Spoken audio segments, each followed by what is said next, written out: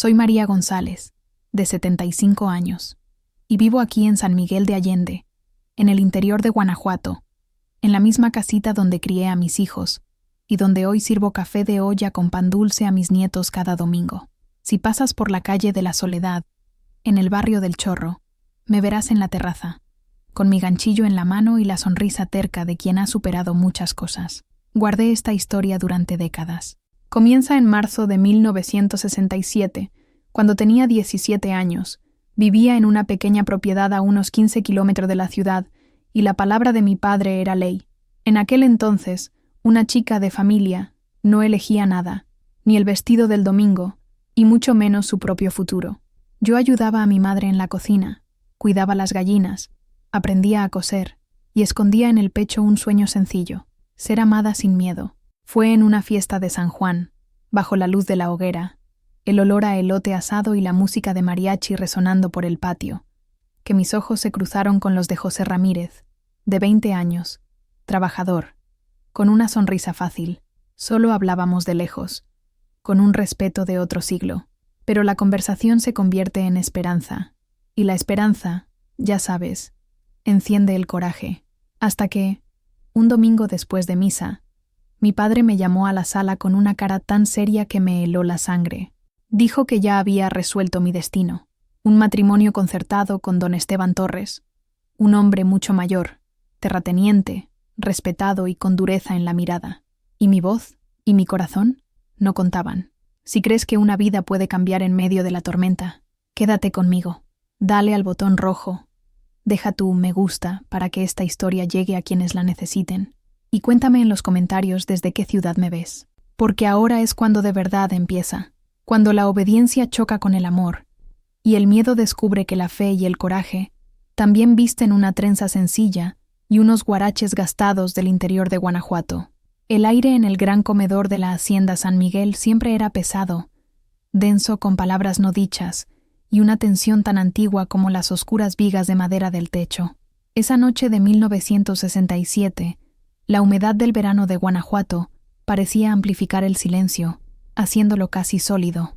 María González, con sus 17 años recién cumplidos, lo sentía presionar su pecho, dificultando la respiración. Sus dedos delgados trazaban, nerviosamente, el patrón floral bordado en el mantel de lino almidonado.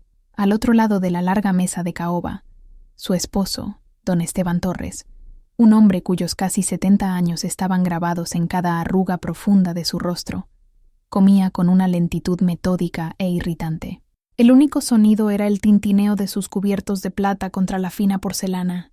María no se atrevía a levantar la mirada. Había aprendido, en los últimos 6 meses de matrimonio, que el silencio de don Esteban era un campo minado, una mirada equivocada, un suspiro fuera de lugar, un movimiento brusco podían detonar una furia fría y cortante, una tormenta de palabras que la hacían sentir más pequeña, más insignificante de lo que ya se sentía en esa casa inmensa y vacía. Esa noche, sin embargo, algo era diferente. Una carta de su madre había llegado por la mañana, traída por uno de los peones, una carta sencilla, que hablaba de la cosecha del maíz, de la salud de su hermana menor, y entre líneas, de una nostalgia que dolía como una herida abierta. La petición era modesta: que María los visitara, solo un día, un único día para respirar el aire de su pequeño pueblo, para abrazar a su madre y escuchar la risa de su hermana. Esperó hasta que él terminara de cenar y el sirviente retirara los platos. Reunió todo el coraje que poseía, un coraje que pensó que se había desvanecido hace mucho tiempo. «Esteban», comenzó, su voz un hilo tembloroso en el monumental silencio. «Recibí una carta de mi madre. Ella quisiera que la visitara». Los ojos de don Esteban, pequeños y oscuros bajo cejas blancas y espesas, finalmente se fijaron en ella. No había expresión, solo un vacío que era más aterrador que cualquier enojo. «¿Y por qué querría eso?», preguntó, la voz grave y arrastrada, como si cada palabra fuera una piedra. «Es el cumpleaños de mi hermanita, Elena. Yo solo... me gustaría pasar el día con ellos». Solo el día.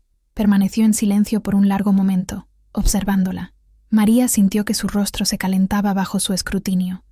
Se sentía como un insecto atrapado en ámbar, expuesta e inmóvil. «Tu familia está aquí ahora», dijo por fin. Tu lugar es aquí, en esta casa, conmigo. Lo sé, susurró ella, las lágrimas comenzando a arder en sus ojos. Pero es mi familia de sangre. Los extraño. Por favor. La palabra por favor pareció ser el detonante. Una sombra cruzó su rostro, una sutil contracción en su mandíbula. Se levantó, la silla de madera maciza rechinando en protesta.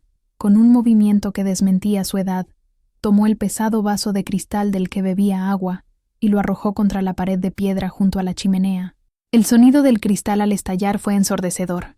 María se encogió, un grito atrapado en la garganta. Fragmentos de cristal llovieron sobre el pulido suelo de terracota, brillando como lágrimas congeladas bajo la luz del candelabro. Pero no fue el acto de violencia lo que la conmocionó, fue lo que vino después. Don Esteban no gritó, no la insultó. En cambio, se quedó quieto, mirando la pared donde el vaso se había hecho añicos. Sus hombros anchos, generalmente tan rígidos e imponentes, se encorvaron.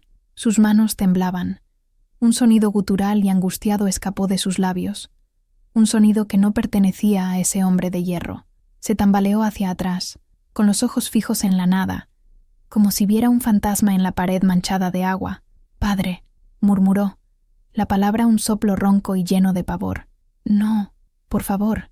Y entonces, para el completo asombro de María, el gran y temido don Esteban Torres, el dueño de esas tierras hasta donde la vista alcanzaba, el hombre que controlaba cada aspecto de su vida, se cubrió el rostro con las manos temblorosas y comenzó a sollozar. Eran sollozos secos, desgarrados, el sonido de un dolor tan antiguo y profundo que parecía provenir de los propios cimientos de esa casa. En ese instante, la muralla de miedo que separaba a María de su esposo se derrumbó, y en lugar del tirano, ella solo vio a un anciano roto y asustado. Apenas un año antes, la vida de María González no tenía el sonido de cristal roto, sino el de la risa de sus hermanos corriendo por el patio de tierra apisonada, el olor a tortillas de maíz recién hechas por su madre, Carmen, y la visión del sol poniéndose detrás de las áridas colinas de Guanajuato, pintando el cielo con tonos de naranja y violeta. Ella era la hija mayor de Ricardo y Carmen González, una familia humilde, pero orgullosa. Su padre era un hombre de pocas palabras y manos callosas por el trabajo en el campo, un hombre que soñaba con más de lo que la vida le había ofrecido. María, con sus 16 años, era un reflejo del paisaje que la rodeaba. Poseía una belleza natural y sin pretensiones. Su cabello era largo y oscuro como la noche sin luna, y sus ojos, grandes y castaños, contenían una profundidad que parecía llevar tanto la dulzura de su juventud como una sabiduría precoz.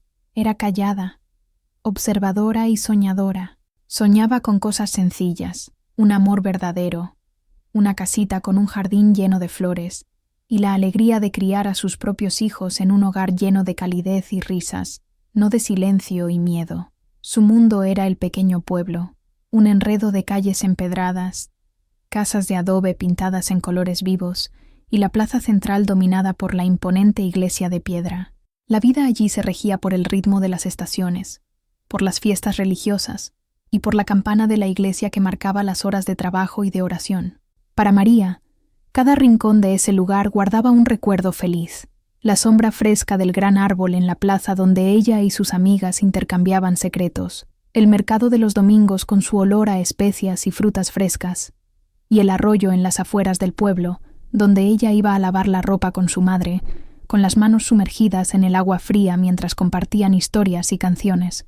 Su padre, Ricardo, sin embargo, veía el pueblo no como un hogar, sino como una jaula.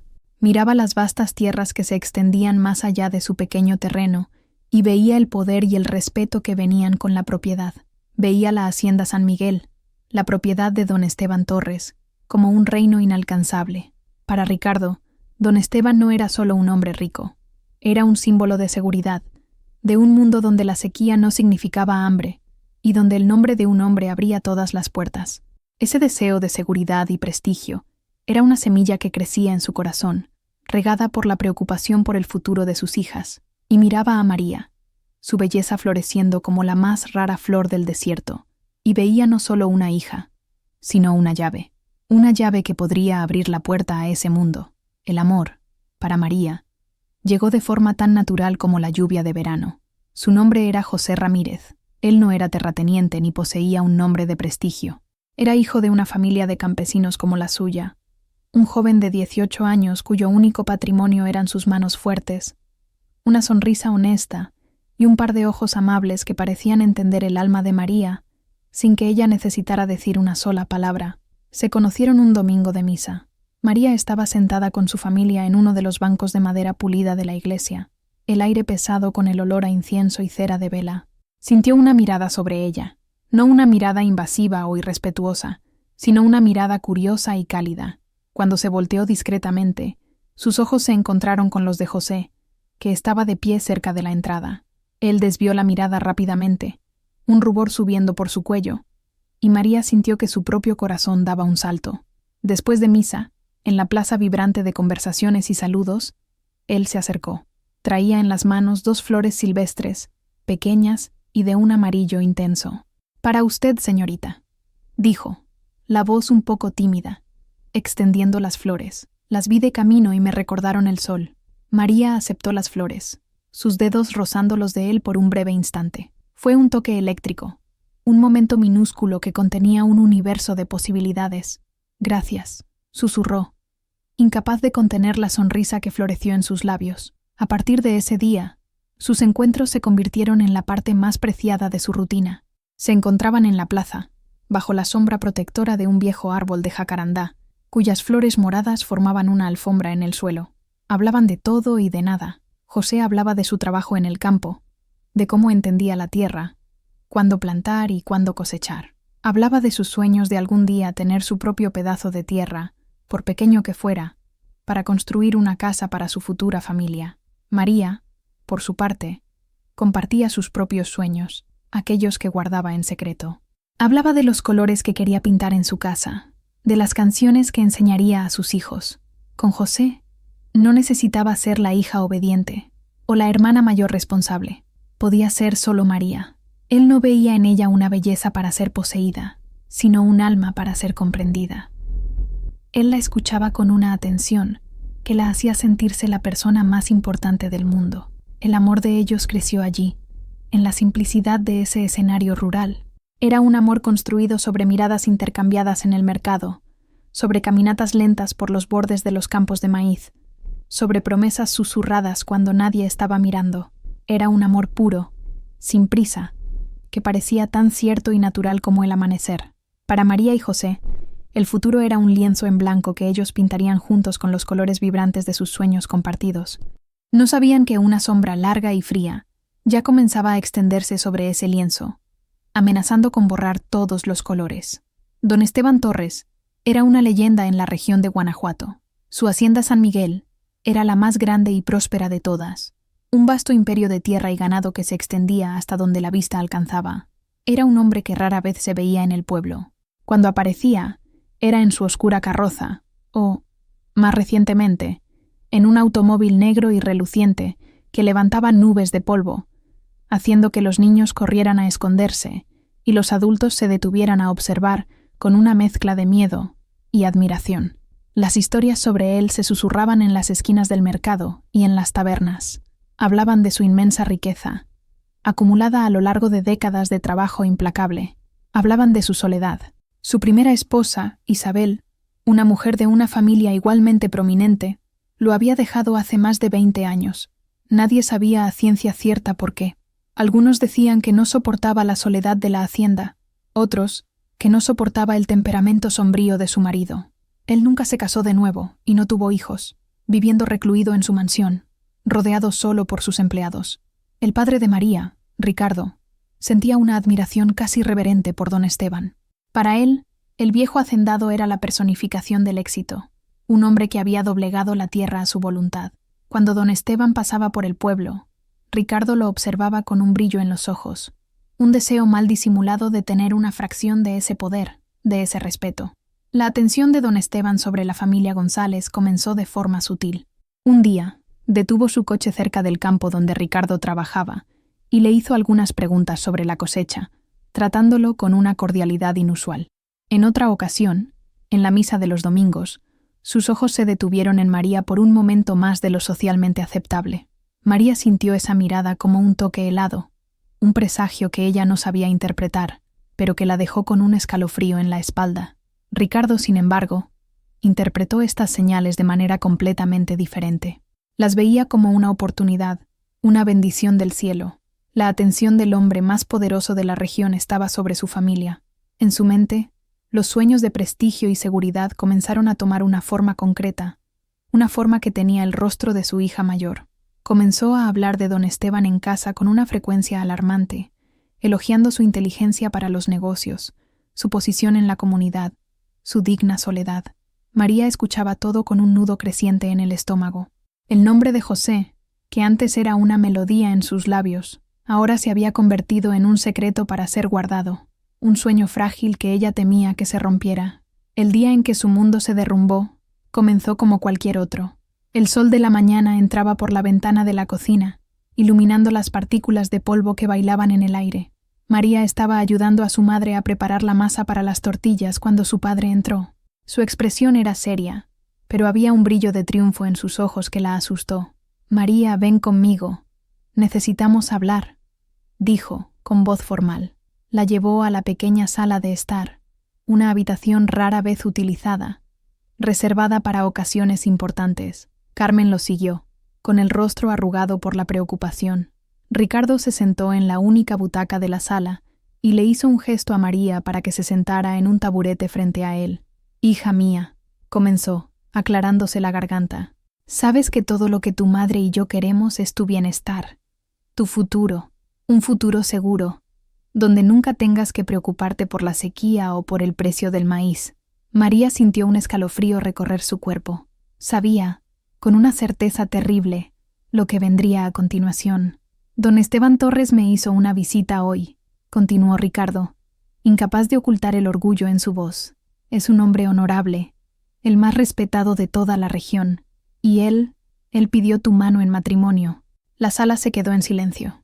El único sonido era el zumbido de una mosca contra el cristal de la ventana. María miró a su padre, incrédula. Las palabras parecían no tener sentido. «¿Don Esteban? ¿El viejo de la hacienda? ¿Un hombre con edad para ser su abuelo?» «No», susurró, sacudiendo la cabeza. «Padre, no puedo. No seas tonta, niña». La voz de Ricardo se endureció. «Esta es la mayor honra que nuestra familia podría recibir. Serás la señora de la hacienda San Miguel. Tendrás todo lo que siempre soñaste y mucho más». «Yo no sueño con eso», dijo María, su voz ganando fuerza. «Yo no lo amo. Yo amo a...» Se detuvo, el nombre de José atrapado en su garganta. Decir su nombre en voz alta parecía una traición, una forma de arrastrarlo a esa pesadilla. «¿Amor?», se burló Ricardo. «El amor no llena el estómago. El amor no paga las deudas. ¿Estás pensando en ese muchacho, en el Ramírez? ¿Qué puede ofrecerte? Una cabaña de adobe y una vida de trabajo duro como la nuestra. Quiero más para ti, María». «Ricardo, por favor», intervino Carmen, la voz suave pero firme. «Es solo una niña. Esto no está bien». «Cállate, mujer», replicó Ricardo, volviéndose hacia ella. «Tú no entiendes de negocios.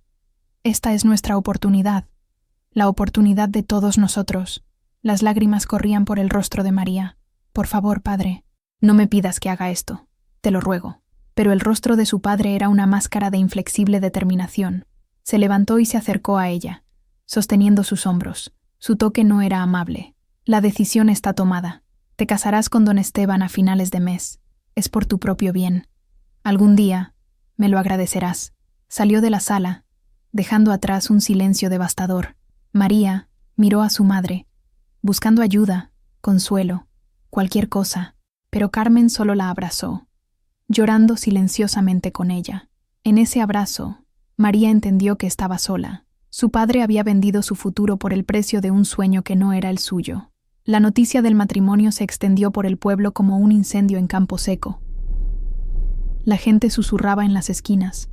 Las mujeres la miraban con una mezcla de envidia y lástima. Para María, cada día era una tortura, una cuenta regresiva para el final de su vida tal como la conocía. Lo único que la mantenía en pie era la necesidad de despedirse de José. Envió un recado a través de su hermana menor, concertando un encuentro en el lugar de siempre, junto al arroyo, después de que anocheciera. Cuando llegó, él ya estaba allí, una silueta oscura contra el brillo plateado de la luna en el agua. El aire estaba frío, pero no tanto como el hielo en su corazón. ¿Es verdad?, preguntó, la voz ronca de dolor. Tan pronto como ella se acercó, María no pudo responder. Solo asintió, las lágrimas que había contenido todo el día, finalmente rodando por su rostro. José la abrazó con fuerza, como si pudiera protegerla del mundo, del destino, de su propio padre. Ella enterró el rostro en su pecho, inhalando el olor familiar a tierra y sudor, un olor que para ella era el perfume del hogar, de la seguridad, del amor. «Podemos huir», susurró él, la voz urgente. «Podemos ir al norte, a otra ciudad. Empezamos de nuevo, solo nosotros dos». Por un momento, la idea la sedujo, la libertad, la oportunidad de vivir el amor que le pertenecía por derecho. Pero entonces la imagen de su familia vino a su mente, la vergüenza que caería sobre ellos, la furia de su padre, el sufrimiento de su madre y de sus hermanos, y el poder de don Esteban. Él los encontraría. Ella lo sabía. Era demasiado poderoso. Huir no era una solución. Era solo posponer lo inevitable y poner en peligro a la persona que más amaba. «No podemos, José», dijo, la voz ahogada contra su camisa. «Mi padre, él no me perdonaría, y don Esteban, él nos casaría». Se quedaron allí, abrazados, el sonido del arroyo corriendo sobre las piedras, siendo el único testigo de su dolor.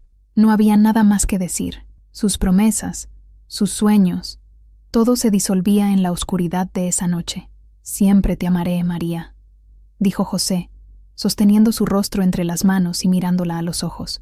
«Pase lo que pase. Recuerda eso». «Yo también te amo, José», respondió ella, cada palabra un cuchillo en su corazón. «Siempre». Él la besó, un beso desesperado, salado por las lágrimas de ambos, un beso que era al mismo tiempo un comienzo y un final. Cuando se separaron, se quitó del cuello un pequeño escapulario de cuero que siempre usaba. «Quédate con esto», dijo, colocándolo en sus manos, «para que nunca me olvides». Ella apretó el pequeño objeto en la mano, sintiendo el cuero suave contra su piel. Era todo lo que le quedaba de él. Lo vio alejarse, su figura desapareciendo en la oscuridad, y una parte de su alma se fue con él. Allí, a la orilla del arroyo, bajo un cielo indiferente y lleno de estrellas, la joven María González murió, y en su lugar nació la futura señora Torres, una novia de luto por una vida que nunca tendría. La hacienda San Miguel surgió en el horizonte como una fortaleza. Era aún más grande e imponente de lo que María había imaginado. Un largo camino de tierra flanqueado por árboles imponentes llevaba a la casa principal, una construcción de 2 pisos con paredes blancas, tejado de terracota roja y balcones de hierro forjado. Era hermosa, de una belleza fría y austera, como una pintura en la que ella no tenía lugar. Al llegar, fue recibida no por su futuro marido, sino por una ama de llaves de mediana edad llamada Elena. Elena tenía un rostro severo, pero sus ojos, por un breve instante, revelaron un destello de compasión al ver a la joven novia, tan pálida y asustada. «Bienvenida a San Miguel, señorita», dijo Elena, su voz formal y sin emoción.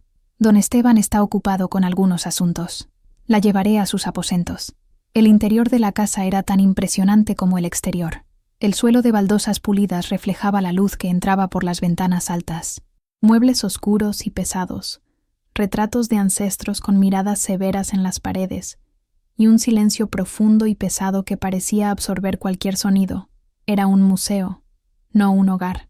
Sus aposentos eran una suite espaciosa, con una cama con dosel, muebles tallados y un balcón privado con vista a los jardines perfectamente cuidados. Era la habitación más lujosa que ella había visto, pero parecía una celda, una jaula dorada. Elena le mostró el armario, ya lleno de vestidos de seda y lino fino, zapatos de cuero y joyas, ropa que don Esteban había mandado comprar para ella, ropa que no era suya, que no tenía su historia ni su personalidad. Eran el uniforme de su nuevo papel. En los días que precedieron al matrimonio, María casi no vio a don Esteban. Él siempre estaba ocupado, supervisando el trabajo en la hacienda, recibiendo a hombres de negocios. Sus interacciones eran breves y formales, generalmente durante las comidas, que tomaban en silencio en la larga mesa del comedor. Él no preguntaba por su familia, sus sentimientos o sus miedos.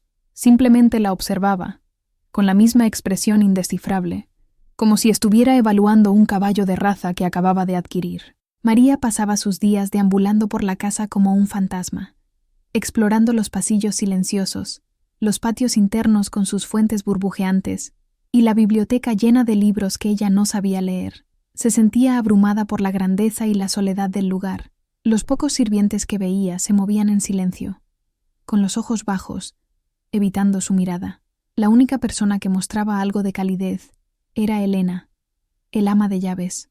Aunque mantenía una distancia profesional, a veces dejaba una flor fresca en su mesita de noche, o se aseguraba de que se sirviera su comida favorita.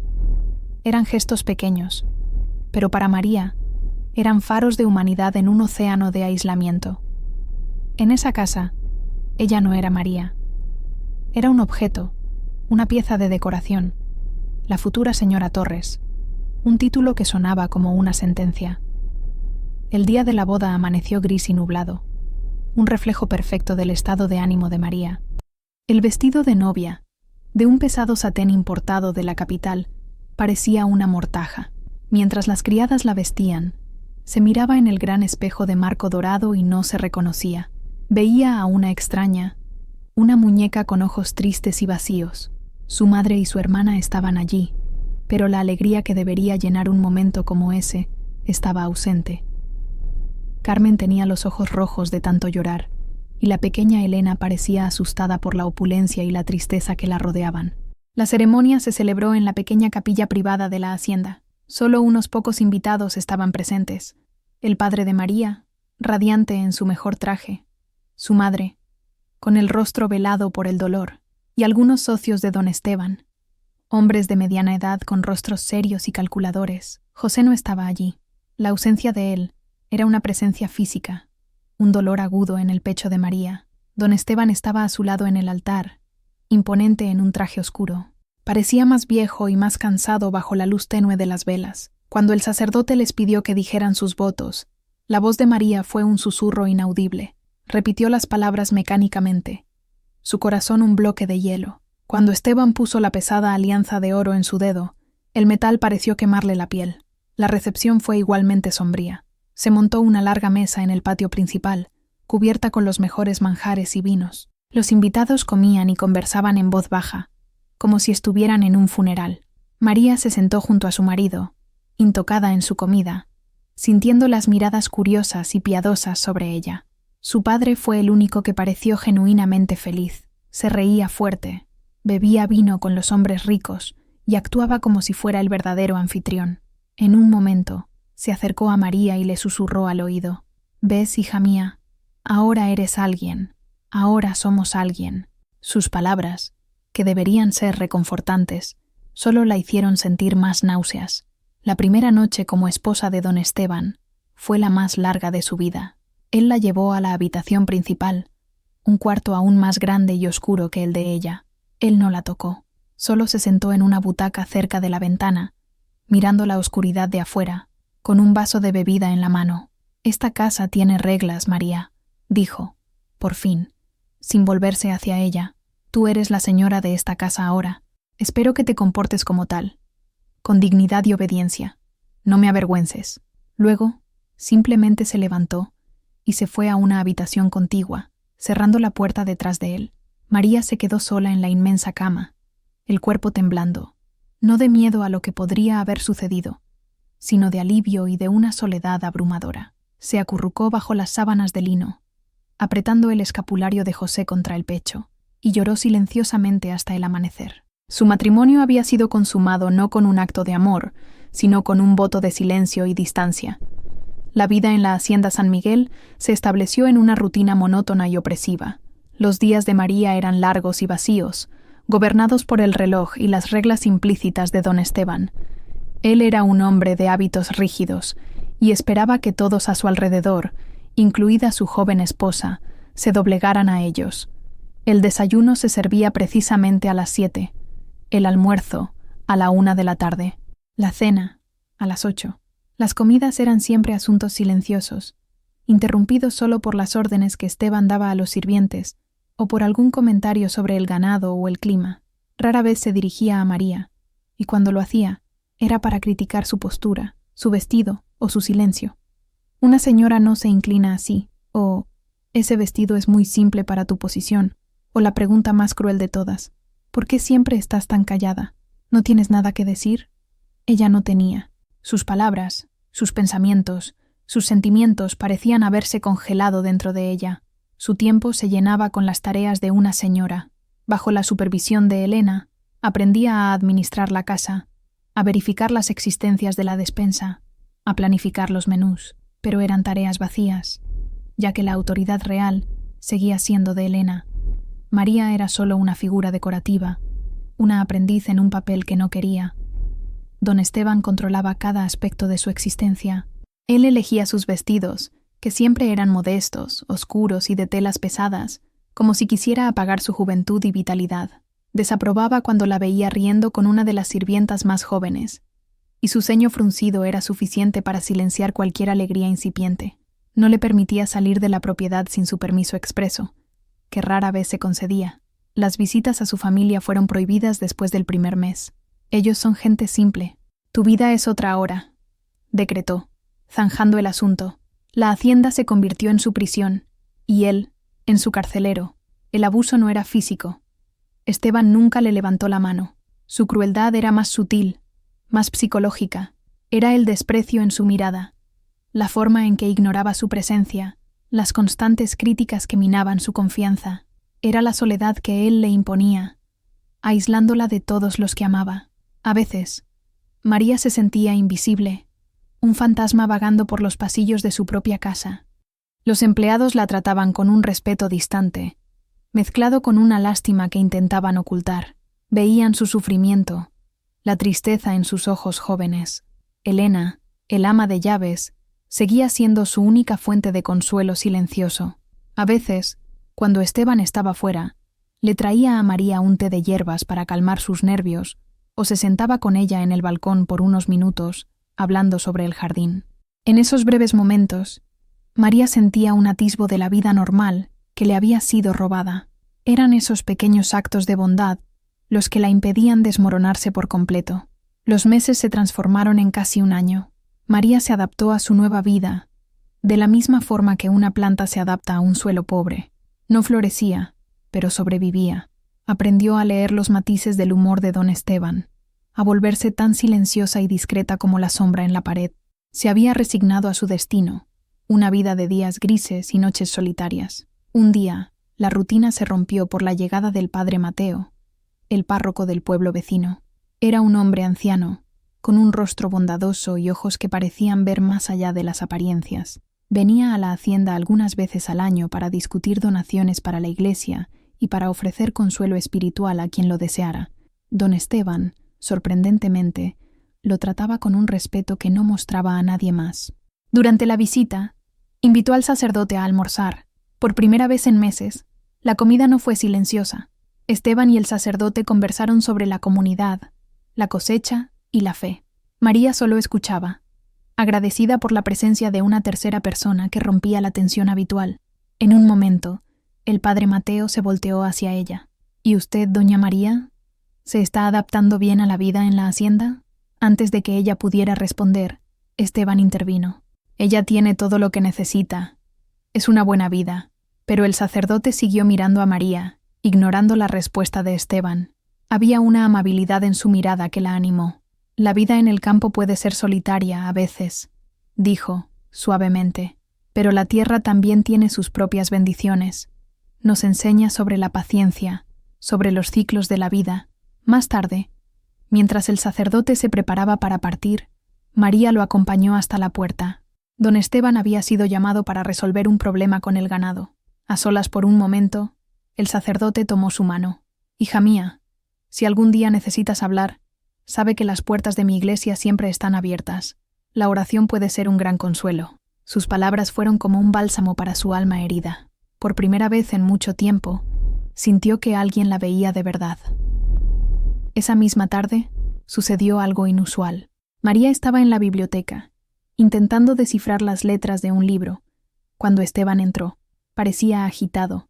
Pasó junto a ella y se detuvo frente a un gran mapa de la propiedad colgado en la pared. La sequía está llegando antes este año, murmuró, más para sí mismo que para ella. El arroyo del norte está casi seco. Si no llueve pronto, perderemos parte del rebaño. Había una preocupación genuina en su voz, una vulnerabilidad que ella nunca había visto. No estaba hablando de dinero o de poder, sino de la tierra, de los animales. Por un instante, él no era el tirano, sino un hacendado preocupado por su propiedad. Mi abuelo me enseñó a leer las señales, continuó, aún de espaldas a ella. El viento, las hormigas. Él decía que la tierra habla con quien sabe escuchar. Fue un atisbo fugaz, una pequeña grieta en su armadura de hierro. Él estaba compartiendo algo personal, un recuerdo de su infancia. María no dijo nada, con miedo de romper el momento, pero guardó esa imagen, el gran don Esteban, vulnerable, hablando de su abuelo y de los secretos de la tierra. Fue la primera vez que pensó que, tal vez, debajo de toda esa amargura y control, existía un ser humano. La visita del padre Mateo y el breve momento de vulnerabilidad de Esteban no cambiaron la dinámica de la casa de la noche a la mañana, pero plantaron una semilla de cambio en María. Ella comenzó a observar a su esposo con otros ojos, no con menos miedo, pero con una curiosidad incipiente. ¿Quién era ese hombre antes de convertirse en el déspota amargado que gobernaba su vida? ¿Qué lo había transformado en esa fortaleza de soledad? Inspirada por las palabras del sacerdote, ella comenzó a encontrar pequeños refugios para sí misma. Pasaba más tiempo en el jardín, ayudando al viejo jardinero a cuidar las rosas. El contacto con la tierra, el olor de las flores, el calor del sol en su piel, la reconectaban con la persona que era antes de llegar a la hacienda. También comenzó a frecuentar la capilla de la casa con más frecuencia, no solo para rezar, sino para encontrar un espacio de silencio que era suyo, un silencio que no era impuesto, sino elegido. Incluso se atrevió a hacer un pequeño acto de rebeldía. Le pidió a Elena que le trajera algunos libros sencillos de la escuela del pueblo, los mismos que usaba su hermana menor. Escondida en su habitación, a la luz de las velas, comenzó a practicar la lectura y la escritura, uniendo las letras en sílabas, las sílabas en palabras. Era un mundo nuevo que se abría para ella, un mundo donde podía escapar, aunque fuera por unas horas. La carta de su madre llegó en ese periodo de calma relativa. La noticia del cumpleaños de su hermana Elena llenó su corazón de una alegría dolorosa. La nostalgia por su familia, que intentaba suprimir, salió a la luz con una fuerza abrumadora. Se imaginó el pastel que su madre haría, las risas, los abrazos, y la necesidad de estar allí, de ser parte de ese momento, se volvió insoportable. Sentía que las cosas eran diferentes. Esteban parecía menos rígido, más absorto en sus preocupaciones por la hacienda. Tal vez, solo tal vez, él entendería. Ensayó la petición en su mente docenas de veces, eligiendo las palabras con cuidado, intentando sonar respetuosa, sumisa, pero firme en su deseo. La tensión comenzó a acumularse la noche de la cena. María la sentía en el aire, en la forma en que Esteban removía su comida sin apetito, en la manera en que su mirada parecía perdida en el vacío. Debería haber reconocido las señales de una tormenta que se formaba, pero su esperanza y su nostalgia la cegaron. Ella creyó que un pequeño rayo de sol había entrado en su vida, y que tal vez era lo suficientemente fuerte como para ahuyentar las nubes. Cuando finalmente hizo su petición, con la voz temblorosa, pero llena de una esperanza desesperada, el silencio que siguió fue más aterrador que cualquier grito. Fue la calma antes del huracán, el momento en que el mundo contiene la respiración antes de hacerse añicos, y cuando el vaso de cristal se estrelló contra la pared, no solo se rompió el vidrio, sino también la frágil paz que María había intentado construir para sí misma. La imagen de don Esteban, derrumbado y sollozando, quedó grabada en la mente de María. El miedo que la había paralizado durante meses dio paso a un sentimiento confuso, una mezcla de conmoción y una compasión que no podía explicar. Lentamente, como si se acercara a un animal herido, se levantó y caminó alrededor de la mesa. Se detuvo a una distancia segura, sin saber qué hacer o decir. Él seguía murmurando, las palabras inconexas, fragmentos de una pesadilla antigua. La botella, él siempre la rompía. El cinturón. No, padre, por favor. La verdad golpeó a María con la fuerza de un puñetazo. Él no estaba viendo la pared del comedor. Estaba viendo otra pared, en otra casa, muchos años atrás. El sonido del cristal rompiéndose no era solo el sonido de su propia ira, sino el eco de una violencia que él mismo había sufrido. Gradualmente, los sollozos de Esteban disminuyeron, sustituidos por una respiración jadeante. Bajó las manos y la miró, los ojos rojos y llenos de una vergüenza abrumadora. El tirano había desaparecido. En su lugar, estaba un anciano, frágil y expuesto, perseguido por los fantasmas de su propia infancia. Mi padre, comenzó, la voz ronca. Era un hombre duro. Bebía mucho. Cuando bebía, cualquier cosita lo enfurecía. Un plato roto, una respuesta equivocada. Hizo una pausa, tragando saliva. El sonido del cristal rompiéndose era siempre el comienzo del miedo. Se sentó pesadamente en una silla, el cuerpo encorvado como si cargara un peso invisible. Y entonces, por primera vez, le contó a alguien la historia que había mantenido encerrada durante más de 60 años. Contó sobre un padre que gobernaba la casa con puño de hierro y un cinturón de cuero. Contó sobre una madre aterrorizada que intentaba proteger a sus hijos en vano. Contó cómo aprendió a ser silencioso, a no mostrar emoción, a ser fuerte, porque la debilidad era castigada. Contó cómo se juró a sí mismo que nunca sería como su padre, que su casa sería un lugar de orden y control, no de caos y violencia. Mientras María escuchaba, la imagen del monstruo que ella había construido en su mente comenzó a disolverse. Vio al niño asustado que se escondió dentro del hombre amargado. Entendió que su control obsesivo no era una señal de fuerza, sino de un miedo profundo. Él controlaba todo a su alrededor porque, de niño, no tenía control sobre nada. Imponía el silencio porque el ruido le recordaba la ira de su padre. Al intentar no ser su padre, se había convertido en una versión diferente del mismo tirano, cambiando la violencia física por la crueldad psicológica. En ese momento, algo extraordinario sucedió. María, la víctima de su control y de su frialdad, sintió una oleada de empatía. No lo perdonó por el sufrimiento que le había causado, aún no, pero lo comprendió. Y esa comprensión era una puerta que se abría en la oscuridad. Se acercó y, con vacilación, puso la mano en su hombro. Él se encogió con el toque, como si no estuviera acostumbrado. «Lo siento», susurró ella, y lo sentía. Sentía por el niño que había sido, por el hombre en que podría haberse convertido. Esteban levantó la mirada hacia ella, los ojos llenos de una confusión dolorosa. Había esperado miedo, tal vez incluso odio, pero la compasión en el rostro de su joven esposa era algo para lo que no estaba preparado. Era un espejo que reflejaba no solo su monstruosidad, sino también la posibilidad de redención.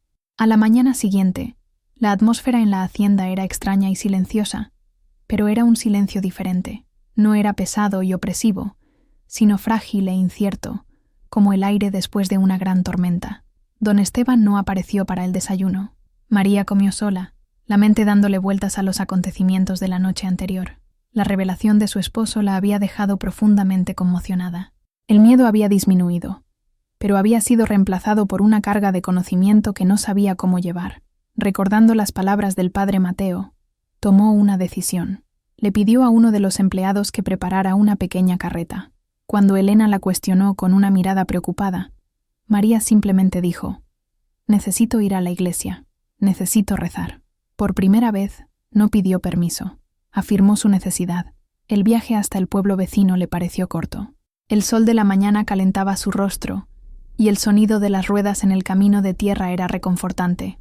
Encontró al padre Mateo cuidando de las rosaleras en el pequeño jardín junto a la parroquia. Él sonrió al verla. «Doña María, qué buena sorpresa. ¿Vino a buscar el consuelo del que hablamos?» María asintió, incapaz de hablar al principio. El sacerdote la guió al interior de la iglesia vacía y fresca, y se sentaron en uno de los bancos de la primera fila. Allí, en la penumbra sagrada, con la luz del sol filtrada por los vitrales, María contó todo. Contó sobre la explosión de ira de Esteban, sobre su impactante confesión y sobre la compasión confusa que sentía. El padre Mateo escuchó con paciencia y atención, su rostro calmado y sin juzgar. Cuando ella terminó, permaneció en silencio por un momento, reflexionando. «Lo que sucedió fue un acto terrible, hija mía», dijo finalmente, «pero también puede haber sido una gracia. A veces, Dios permite que nuestras heridas más profundas se abran para que la luz pueda entrar y sanarlas. Pero, ¿qué hago ahora, padre?», preguntó María, la voz llena de angustia. Yo le temía. Ahora siento lástima por él, pero sigo siendo su prisionera. Él no es tu carcelero, María. Él es prisionero de sí mismo, encadenado a su pasado. Lo que hizo fue romper una de las cadenas, y el ruido los asustó a ambos, explicó el sacerdote. La compasión que sentiste es tu fuerza. Es la llave, pero no es tu responsabilidad sanarlo. Eso es algo que él debe hacer, con la ayuda de Dios. Hizo una pausa. ¿Me permitirías visitar a don Esteban? No como un juez, sino como un amigo. Tal vez sea la hora de que haga una confesión que ha estado guardada durante 60 años. María accedió, sintiendo que un peso se quitaba de sus hombros. Al regresar a la hacienda esa tarde, se sentía más ligera. No tenía las respuestas, pero había compartido su carga, había pedido ayuda. Y, por primera vez desde que había llegado a esa casa, sintió una chispa de esperanza. 2 días después, el padre Mateo llegó a San Miguel. Él y don Esteban se encerraron en la biblioteca por horas. María no sabía lo que se dijo en esa sala, pero cuando el sacerdote salió, se detuvo por un momento para hablar con ella. La semilla fue plantada en tierra fértil, dijo, con una sonrisa amable. Ahora necesitamos tener paciencia y fe. El cambio en don Esteban no fue inmediato ni dramático. Fue un proceso lento, vacilante, como el florecimiento de una flor que permaneció inactiva durante décadas. La primera cosa que María notó fue que las botellas de bebida que siempre estaban en el aparador del comedor desaparecieron. Las noches, antes marcadas por el olor a alcohol y la tensión que él traía, se volvieron más tranquilas. Él comenzó a hablarle durante las comidas. Las conversaciones eran extrañas y torpes al principio. Él preguntaba sobre el jardín, sobre el libro que ella estaba intentando leer. Preguntas sencillas, pero que representaban un abismo de diferencia con respecto al silencio glacial de antes. Por primera vez, él la estaba reconociendo como una persona, no como un objeto. Un día, la encontró en la biblioteca, luchando con una palabra en un libro. En lugar de burlarse de su dificultad, se acercó, tomó el libro y, con una voz sorprendentemente suave, le leyó el pasaje en voz alta. Luego, señaló la palabra y le explicó su significado. A partir de ese día, él pasó a dedicar media hora todas las tardes para enseñarle a leer y a escribir correctamente. La atmósfera en toda la hacienda comenzó a cambiar. Los sirvientes, sintiendo la disminución de la tensión, parecían más relajados. El silencio opresivo fue reemplazado por una tranquilidad que era casi pacífica. Don Esteban comenzó a tratar a sus empleados con más respeto, llamándolos por su nombre, preguntando por sus familias. Para María, era como vivir con un extraño. El hombre que la enseñaba a leer, que le preguntaba su opinión sobre el menú de la cena, que un día incluso le trajo una rosa del jardín, no tenía nada que ver con el carcelero que la había aterrorizado. Ella se movía por esa nueva realidad con cautela, sin saber si podía confiar en ese cambio.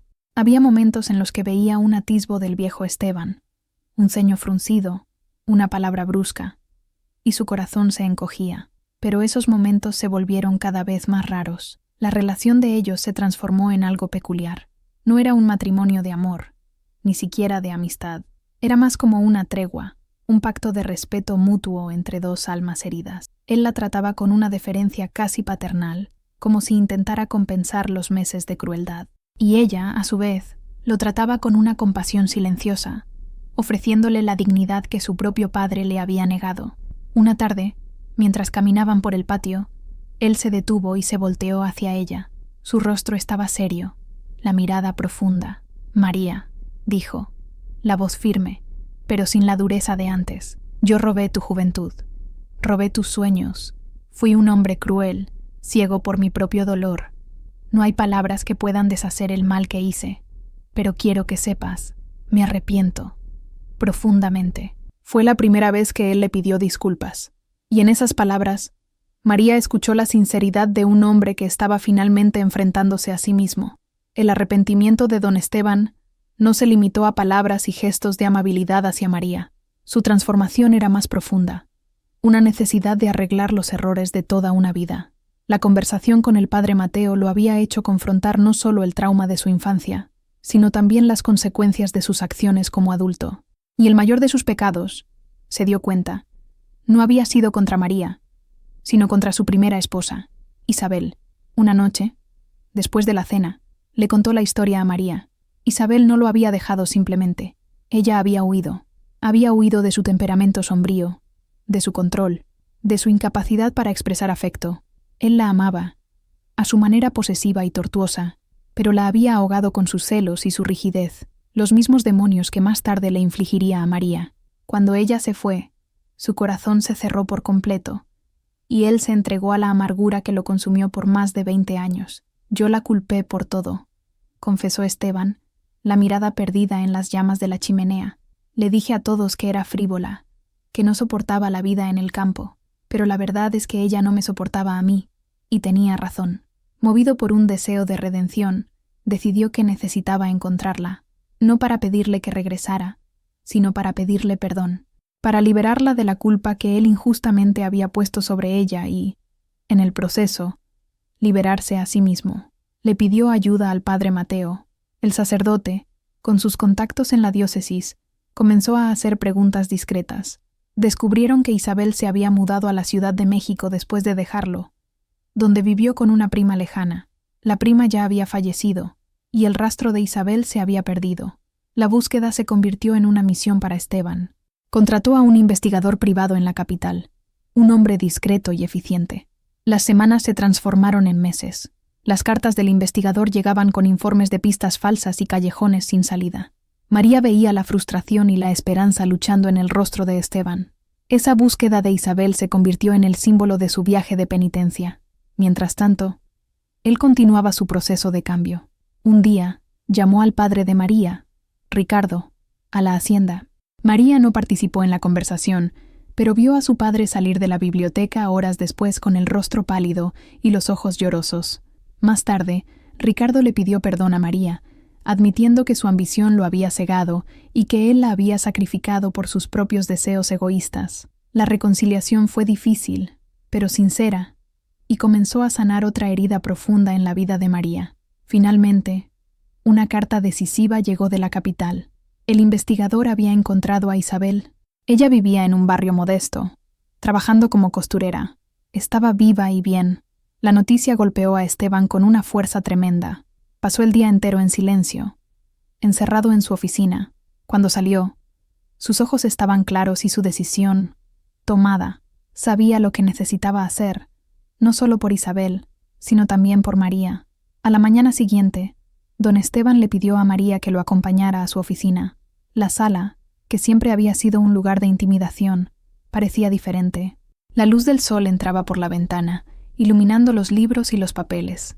Esteban estaba sentado detrás de su gran mesa de roble, pero no parecía imponente. Parecía solo un hombre.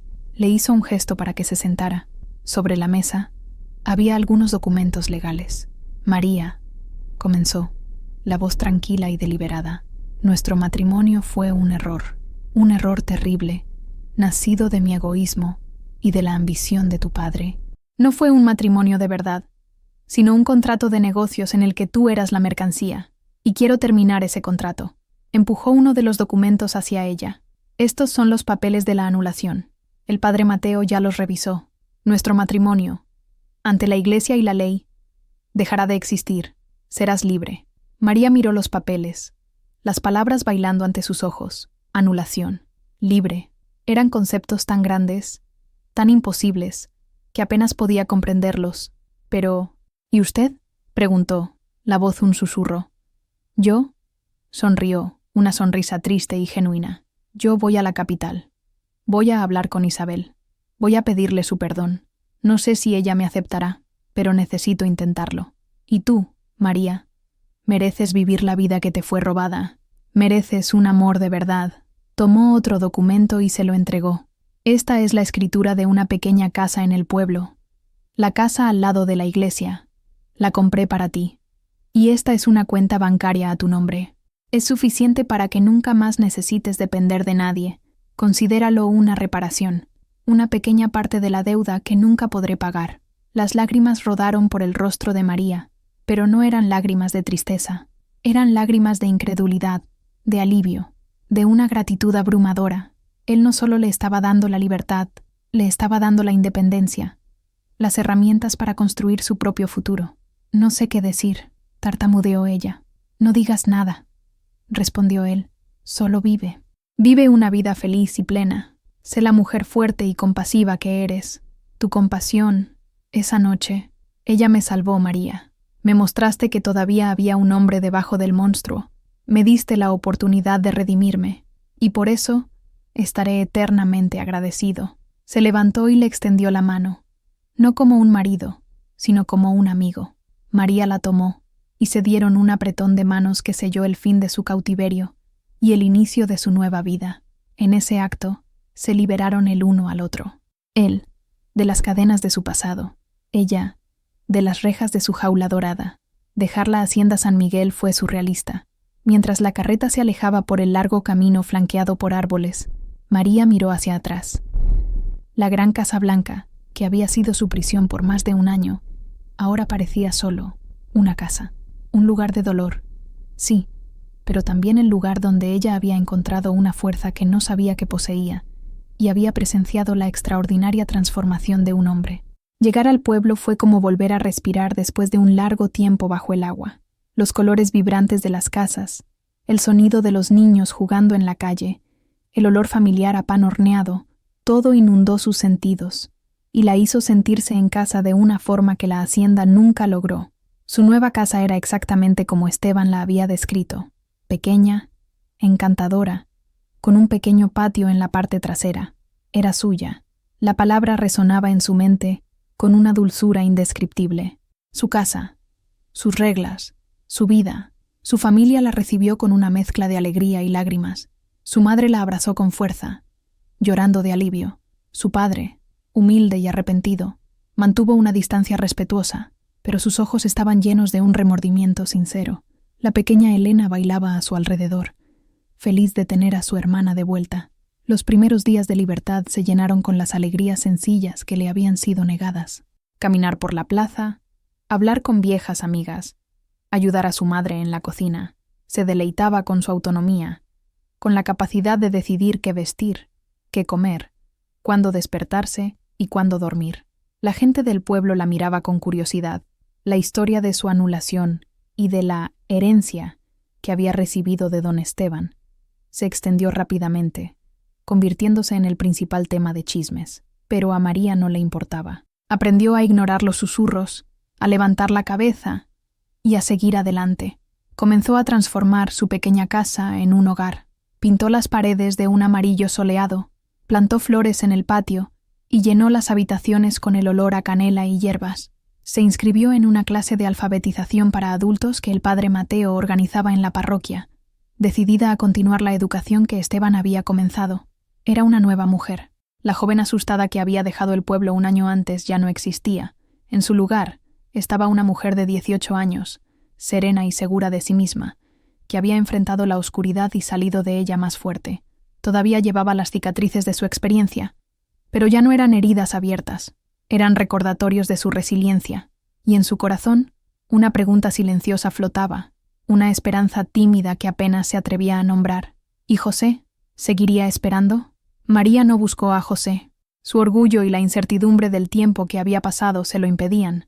No sabía si él la había esperado, si había encontrado a otra persona, si aún la amaba. Se centró en reconstruir su vida, creyendo que, si tenía que ser, el destino los reuniría. Y el destino, al parecer, tenía un sentido de simetría poética. Fue un domingo, después de misa, en la misma plaza donde se vieron por primera vez, que sus caminos se cruzaron de nuevo. María estaba conversando con una amiga cerca de la fuente cuando sintió esa mirada familiar sobre ella, una mirada que era al mismo tiempo tímida e intensa. Su corazón se detuvo, se volteó lentamente y allí estaba él, parado bajo el mismo árbol de jacarandá. José estaba más maduro, los hombros más anchos, el rostro un poco más arrugado por el sol, pero sus ojos eran los mismos, amables, profundos y llenos de una emoción que él no intentaba ocultar. Él vaciló por un momento, luego caminó en su dirección. El mundo a su alrededor pareció desaparecer. El ruido de la plaza se transformó en un zumbido distante. Él se detuvo frente a ella, con las manos nerviosas. En una de ellas, sostenía 2 pequeñas flores silvestres amarillas. Las vi de camino, dijo, la voz un poco ronca, haciendo eco de sus palabras de más de un año atrás, y me recordaron el sol. María sintió que las lágrimas brotaban en sus ojos. Extendió la mano y aceptó las flores, sus dedos rozando los de él. La misma corriente eléctrica, la misma sensación de pertenencia. Guardé esto para ti, dijo, sacando del bolsillo el pequeño escapulario de cuero que él le había dado. Ella lo había usado todos los días, escondido bajo sus vestidos oscuros, un recordatorio secreto de quién era y del amor que había dejado atrás. Los ojos de José se llenaron de lágrimas al ver el escapulario. Nunca perdí la esperanza, María, susurró. Recé por ti todos los días. No necesitaron muchas palabras.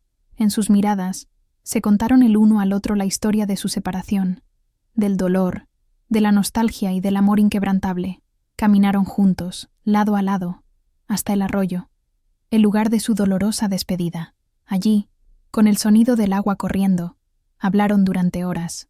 María le contó sobre la vida en la hacienda, sobre el miedo y la soledad, y sobre la sorprendente transformación de don Esteban.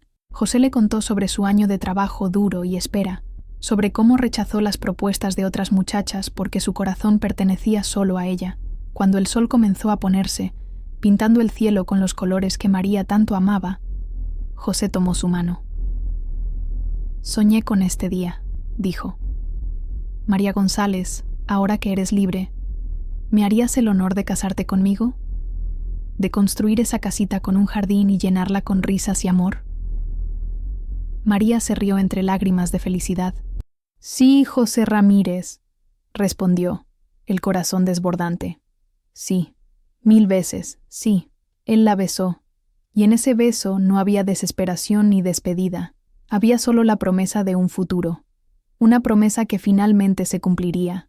El segundo matrimonio de María fue lo opuesto al primero en todos los sentidos posibles. No hubo vestidos de satén pesado, ni invitados ricos con miradas calculadoras, ni una capilla fría y silenciosa. La ceremonia se celebró en la pequeña y vibrante iglesia del pueblo, la misma donde se vieron por primera vez. La iglesia estaba llena de amigos y familiares, personas cuyos rostros irradiaban alegría genuina por ellos. María usaba un vestido sencillo de algodón blanco, bordado con pequeñas flores de colores por su madre. En su cabello llevaba una corona de las mismas flores silvestres amarillas que José le había dado. Nunca se había sentido tan hermosa, porque su belleza venía de dentro, de una felicidad pura y radiante. José la esperaba en el altar, vistiendo su mejor camisa, el rostro iluminado por una sonrisa que parecía poder iluminar el mundo entero. Cuando su padre, ahora un hombre humilde y verdaderamente arrepentido, la entregó a José, susurró: «Cuida bien de ella, es mi mayor tesoro». Y José respondió con un firme asentimiento: «Con mi vida». Los votos que intercambiaron no fueron palabras repetidas mecánicamente, sino promesas sinceras venidas del corazón. La alianza que José le puso en el dedo no era de oro pesado, sino un simple anillo de plata, comprado con sus ahorros. Para María, era más valiosa que todas las joyas de la hacienda San Miguel. La fiesta fue en la plaza del pueblo. Había música de guitarra, baile y una mesa abundante con comida sencilla y deliciosa hecha por todas las mujeres de la comunidad. Fue una celebración de la vida, del amor y de la resiliencia. María bailó con José, con su padre, con sus hermanos, sintiéndose ligera y libre. Mientras la fiesta continuaba bajo las estrellas, el padre Mateo se acercó a María. Tenía un sobre en la mano. «Esto me llegó a mí, pero es para ti», dijo, entregándole la carta. El remitente era de don Esteban. Con el corazón latiendo fuerte, María la abrió. La carta era corta y escrita con una caligrafía ahora firme. Él le contaba que Isabel lo había perdonado. Ella no había regresado a la hacienda, pero se habían reconciliado. Él la estaba ayudando financieramente y se encontraban ocasionalmente. Él estaba en paz. La carta terminaba con una bendición para ella y José en su matrimonio, deseándoles toda la felicidad que él mismo nunca logró encontrar. María le mostró la carta a José. Juntos, miraron el cielo estrellado, sintiendo una sensación de cierre y gratitud. La sombra de don Esteban ya no se cernía sobre ellos. En su lugar, había la luz de una lección aprendida, que incluso los corazones más duros pueden ser ablandados por la compasión y que el perdón tiene el poder de liberar a todos. Esa noche no eran solo novios, eran sobrevivientes, listos para comenzar a construir su futuro sobre los sólidos cimientos de un amor que había resistido la más dura de las pruebas. Los años pasaron como las estaciones en Guanajuato, cálidos, lluviosos, llenos de cosechas y de nuevos comienzos. La pequeña casa de María y José, al lado de la iglesia, se llenó de vida.